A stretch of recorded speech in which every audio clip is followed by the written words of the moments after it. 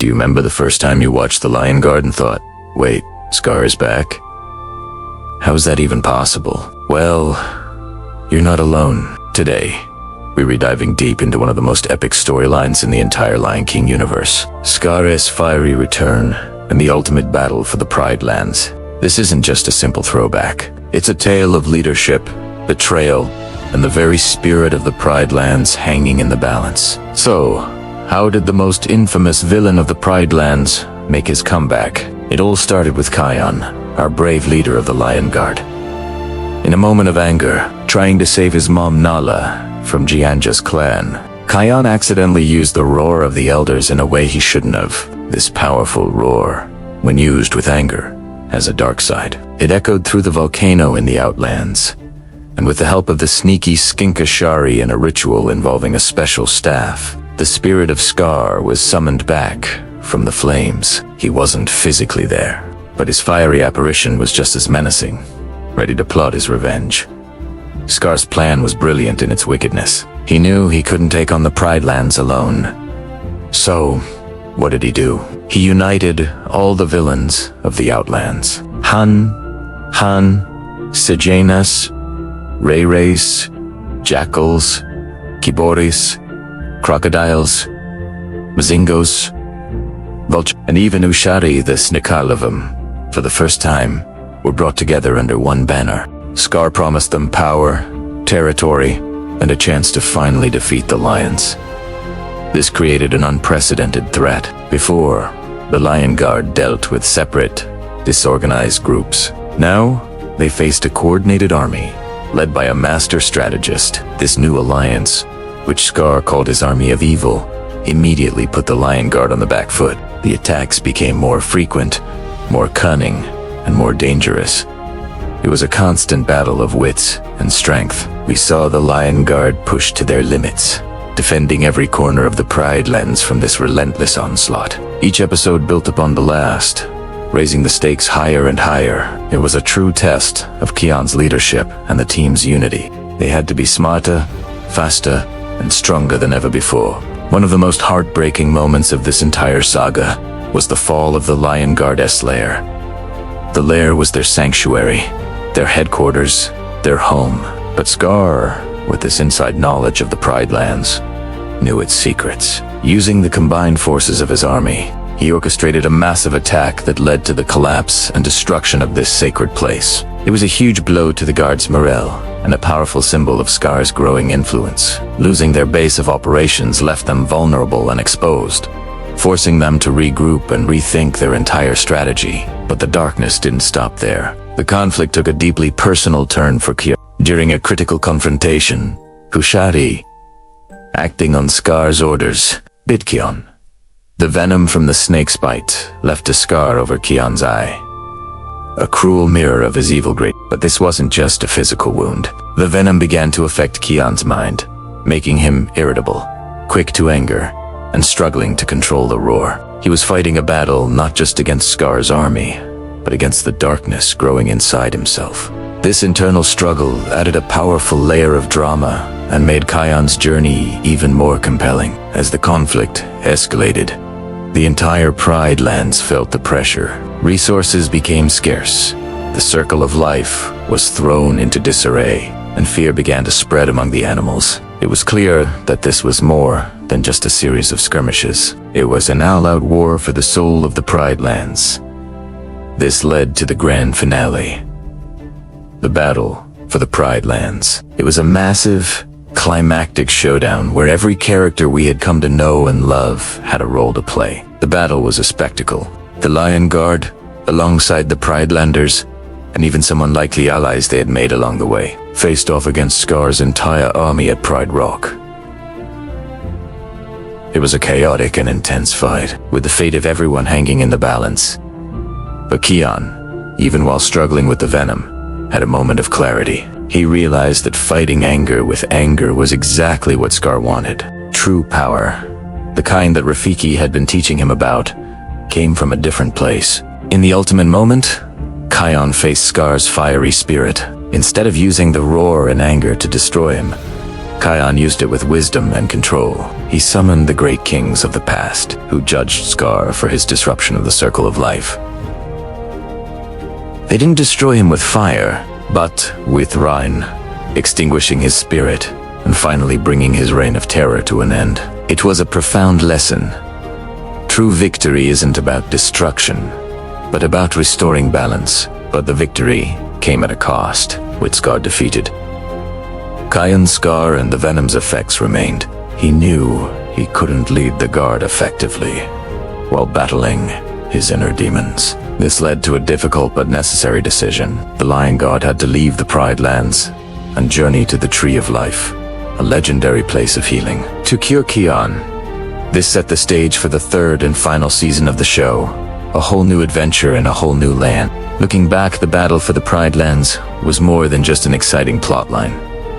It was a story about growing up. Kion transformed from a confident young leader into someone who had to confront his own flaws and weaknesses. He learned that true leadership isn't about being invincible. It's about knowing when to ask for help and trusting in your friends. The entire arc beautifully explored themes of good versus evil, the corrupting nature of power, and the importance of inner peace over brute force. It elevated the Lion Guard from a simple kid show to a complex and meaningful chapter in the Lion King saga. What was your favorite moment from this epic battle? Let me know. Of years of pain, guilt, and a kingdom's suffering. Let's explore the hidden layers of this incredible climax. To truly understand the weight of this final showdown, we have to go back to the beginning. Remember Scar? He wasn't just a generic villain. He was Mufasa's brother, simmering with jealousy and a thirst for power. His plan was devious. He used the hyenas, outcasts living in the shadows, and manipulated his own innocent nephew, Simba, into a deadly trap. The wildebeest stampede is one of the most heart-wrenching scenes in animation history. Mufasa, the epitome of a great king, strong and wise, sacrifices himself to save his son, only to be betrayed by his own brother. Scar's chilling words, "Long live the king," as he throws Mufasa into the gorge, still send shivers down our spines. But Scar's evil genius didn't stop there. He preyed on Simba's grief and guilt, convincing the young cub that he was responsible for his father's death. Run away, Simba. Run away and never return. This single command shaped the next chapter of Simba's life. He fled into exile, carrying a burden that wasn't his to bear. This psychological manipulation is what makes Scar such a terrifying and effective villain. He didn't just seize the throne, he shattered Simba's spirit. Meanwhile, back at Pride Rock, Scar's reign begins. What was once a lush, vibrant kingdom, under Mufasa's rule, quickly transforms into a desolate wasteland. The circle of life, the delicate balance Mufasa so deeply respected, is completely broken. Scar, driven by greed and ego, allows the hyenas to overhunt, depleting the resources and turning the Pride Lands barren. Till lionesses, once proud and strong, are left starving. This visual decay of the kingdom is a powerful metaphor for the consequences of selfish and irresponsible leadership. Scar isn't a king. He's a tyrant who consumes everything until there's nothing left. While the Pride Lands withered, Simba found an unlikely paradise, and two even unlikelier friends, Timon and Pumbaa. Their philosophy, Hakuna Matata. It means no worries. For a traumatized cub running from his past, this was the perfect escape. He could forget the pain, ignore the responsibility, and live a carefree life. Simba grows from a small cub into a magnificent lion, but he's emotionally stunted, still hiding from his true identity. Hakuna Matata was a necessary coping mechanism, but it was also a barrier preventing him from becoming the king he was destined to be. The catalyst for change arrives in the form of Nala, his childhood friend. When she stumbles upon the adult Simba, she sees not a carefree wanderer, but the rightful king who abandoned his home. Their reunion is filled with joy, but it quickly turns to conflict. Nala describes the horror of Scar's reign, pleading with Simba to return and reclaim his place. But Simba, still haunted by the past and convinced of his guilt, refuses. The argument they have under the stars is crucial. It's the first real challenge to his no-worries lifestyle, forcing him to confront the reality he's been running from. But the final push comes from a more mystical source. Rafiki, the wise mandrill, tracks Simba down. He leads him on a journey not through the jungle, but into his own soul. The question is, who are you? Rafiki asks. When Simba finally looks into the pool of water, he doesn't just see his reflection, he sees his father. And then, in a swirl of clouds and starlight, the spirit of Mufasa appears. Remember who you are. His father's voice booms from the heavens. You are my son, and the one true king. This is the turning point. It's not just a command. It's an absolution. Mufasa's words lift the burden of guilt from Simba's shoulders and ignite the spark of his destiny. His run back to the Pride Lands isn't just a physical journey. It's a spiritual one. He is no longer running away. He is running toward his responsibility. Simba's arrival at Pride Rock is a spectacle of fire and rain. The land is dark, scorched, and a storm is brewing. A perfect reflection of the turmoil. He confronts Scar, but notice his first words. He doesn't immediately challenge for the throne. He gives Scar a chance to step down peacefully. Step down, Scar. This shows Mufasa's influence. Simba is approaching this, not with vengeance, but with the authority of a rightful ruler. Of course, Scar, the master manipulator, isn't going down without a fight. He turns the tables once more, forcing Simba to confess his guilt over Mufasa's death in front of the entire Pride. As Simba hangs perilously from the edge of Pride Rock, in a chilling echo of his father's final moments, Scar makes his fatal mistake. Whispering to Simba, he confesses, I killed Mufasa. The shock and rage give Simba the strength he needs. Exposes Scar's treachery to the Pride, and the final battle erupts. The fight between Simba and Scar is a masterpiece of animation. It's not just two lions clashing, it's a clash of ideologies. Good versus evil, responsibility versus selfishness, light versus darkness. The slow-motion choreography, the embers flying through the air. Every frame is filled with dramatic tension. Simba, fighting for his family, his kingdom, and his father's legacy. Scar, fighting out of pure desperation and ego. In the end, Simba, remembering one of Scar's own dirty tricks, flips him over the cliff. But Simba doesn't kill Scar. He banishes him, just as Scar had banished him years ago. Run away, Scar, and never return. It's a moment of incredible maturity. Simba chooses justice, not revenge, proving he is truly Mufasa's son. Scar's ultimate demise comes at the hands of the very allies he betrayed, the hyenas. He had promised them a grand future, but in his final moments of desperation, he blamed them for everything. They heard his betrayal, and they delivered their own brand of justice. It's a classic case of a villain being undone by their own evil deeds. With Scar gone, the rain comes to wash away the darkness, cleansing the land. Simba ascends Pride Rock, lets out a mighty roar that echoes across the valley, and the lionesses roar back in response. The circle of life is restored. The film comes full circle as Rafiki presents Simba and Nala's newborn cub, a symbol of hope, renewal, and the enduring legacy of the one true king. The final war between... Have you ever wondered why Scar hated Mufasa so much? We all know the story. Scar, the jealous younger brother, orchestrates his brother's death to seize the throne. But what if there's more to it? What if the real story behind their rivalry is much darker and more tragic than we ever imagined? Let's dive deep into the shadows of the Pride Lands and uncover a hidden tale, one that suggests a single look at Mufasa on a fateful day changed Scar's family and his destiny forever. To understand this, we need to go back, way back, to when Mufasa and Scar were just cubs. In the official book series, The Lion King, 6 New Adventures, we learned Scar's original name was Taka. In Swahili, Taka means dirt or trash, while Mufasa means king.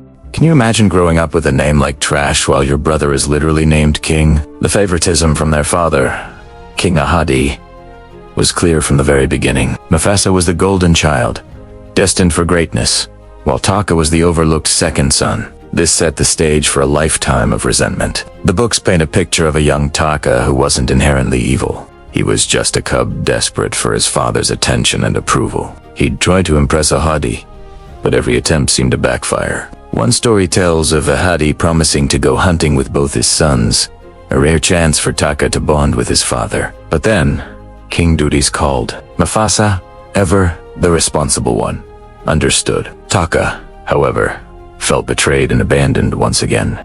This constant cycle of hope and disappointment began to harden his heart. It wasn't just sibling rivalry, it was a deep-seated feeling of being worthless in his own father's eyes. This is where our theory really takes shape. Feeling ignored, Taka started to hang out with a trio of troublemaking hyenas, Shenzi, Banzai, and Edade. They fed his ego, telling him he was smarter and more deserving of the throne than Mufasa. They whispered ideas into his ear, ideas of how to make his father finally notice him. Their plan was simple: make Mufasa look bad, so Taka could look good. Taka, young and impressionable, fell for it. He concocted a scheme to lure Mufasa into a confrontation with a grumpy Cape buffalo named Boma, hoping his brother would back down and appear cowardly. The plan went horribly wrong. Mufasa, instead of backing down, stood his ground. The buffalo charged, and in the chaos, it was Taka who was attacked. He was struck by the buffalo's horns, receiving a deep gash over his left eye. This wound would become his defining feature, a permanent reminder of his failure. When he returned home, wounded and defeated, he hoped for sympathy from his father. Instead, King Ahadi was furious. According to some versions of the story, it was at this moment that Taka, in bitter irony, renamed himself Scar, vowing to never forget the day his own ambition scarred him for life. Now, let's pause and consider the family dynamic at this crucial moment. Scar, then Taka, lies injured, his plan in ruins. He looks to his father for comfort, but receives only anger. And Mufasa? How did Mufasa react?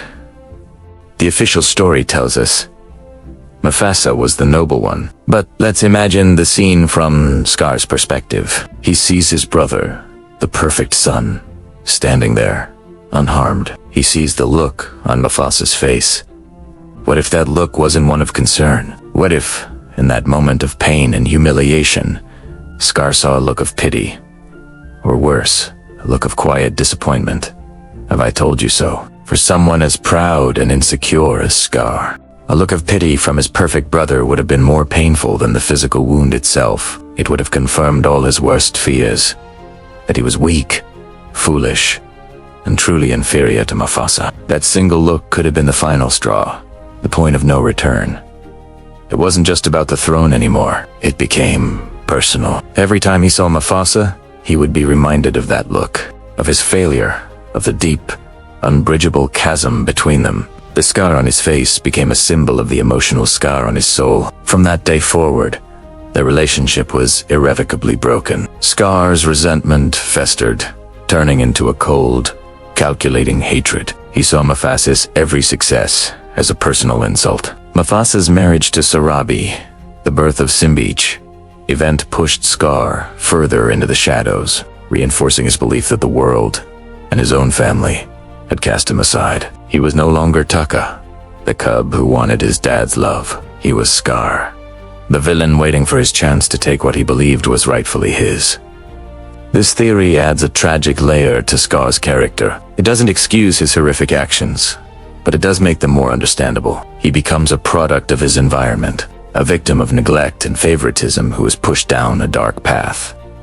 The movie shows us the end result: a power-hungry tyrant. But this backstory reveals the journey, the transformation from a lonely cub into a monster. The phrase, "be prepared," wasn't just a song. It was a mantra born from years of feeling unprepared, of being second best, of being scarred by his own family. And what about Zira and the outsiders from The Lion King too? This theory perfectly explains their fanatical devotion. To them, Scar wasn't just a usurper. He was a revolutionary, a lion who dared to challenge a system that had cast him out. They saw his scar not as a mark of shame, but as a badge of honor, a symbol of his rebellion against the perfect Mufasa. Zira's obsession with Scar makes so much more sense when you see him as a tragic,